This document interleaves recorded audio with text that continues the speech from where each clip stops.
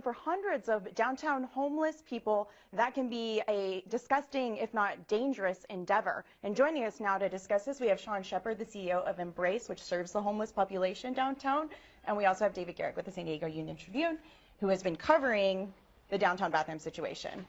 So Sean, why don't we start with you? What do you see as the main issues as far as bringing more bathrooms to downtown?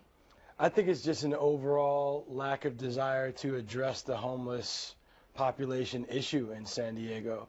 We've been kicking the can down the road for quite some time now, and I believe where there's a will, there's a way, and I just don't see there being a will right now.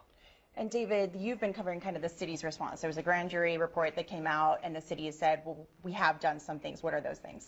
The city's added several restrooms, and I don't think anyone would dispute in the city, and I've never heard anyone that there's a need for more restrooms. But as Sean points out, they've been arguably slow to act, and they put in two Portland Loo restrooms that they thought might be an advanced, kind of a cool way to solve the problem, and they've been a total disaster.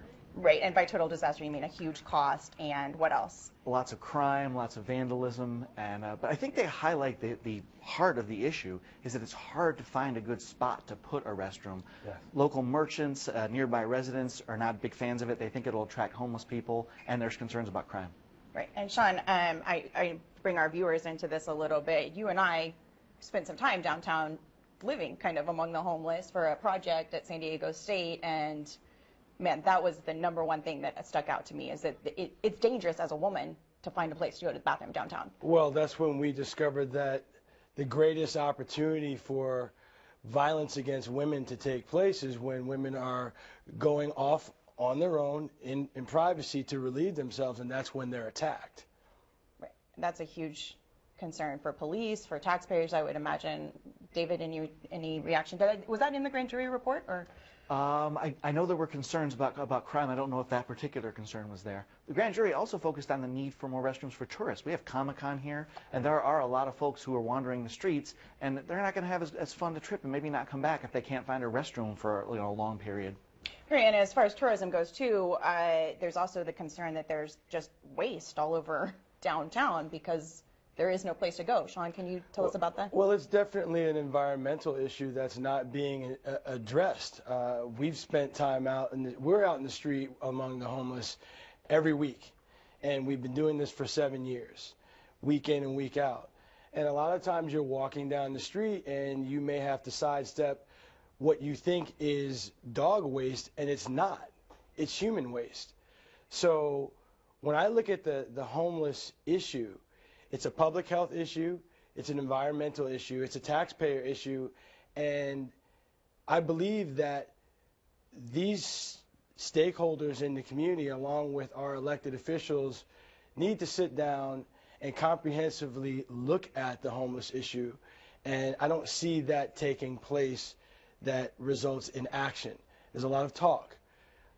We have a homeless veteran issue, and with us being a military town, I'm surprised that we haven't done more to assist our homeless veterans that are in the street, that have served our country. And part of the reason why they are homeless is a result of the service of our country. David, do you have? Well, I think what the city and the county and the Port District would tell you is that they have made some progress. And there are several new restaurants have opened in the last 3 years, and there are 3 or 4 more coming, including one right next to us here in Horton Plaza Park that's about to open. So there are some coming online, and this is near where some homeless congregate. I'm not saying it's going to solve the problem, but there is progress being made. And where do we go from here? What are the steps for removing these downtown loos that were a disaster? They're going to try to stick with the one at Park at Market because it's going okay. The crime is bad, but it's not severe. The one at 14th and L has been particularly bad, and they're going to pull that out as soon as some portable toilets open nearby at St. Vincent de Paul Village shelters.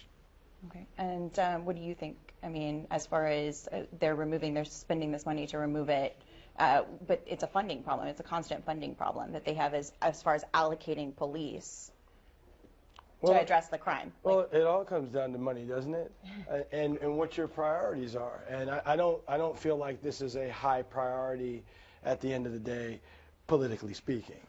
I think some have argued that if you had a restroom, maybe with a security guard, even though that costs a lot of money, you'd save money on the power washing and some of the other things you need to do because people are leaving themselves on the street.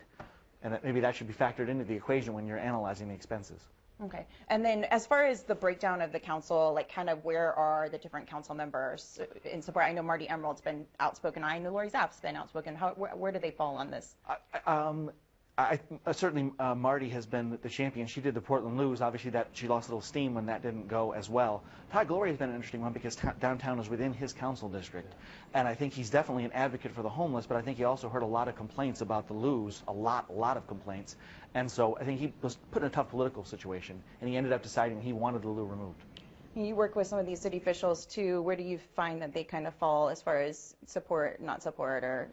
I think that they're caught between a rock and a hard place because, in general, business owners don't want the homeless around. Period. Okay. So that's the general problem, and I have to say from personal experience, Marty and Todd have shown a great interest in addressing the homeless issue. I just don't know if they're in any type of win situation.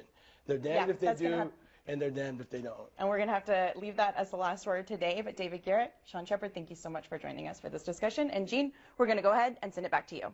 And in the home stretch of Politically Speaking, solar power from Imperial County imported for San Diegans under the state's climate change action mandate. Stay with us.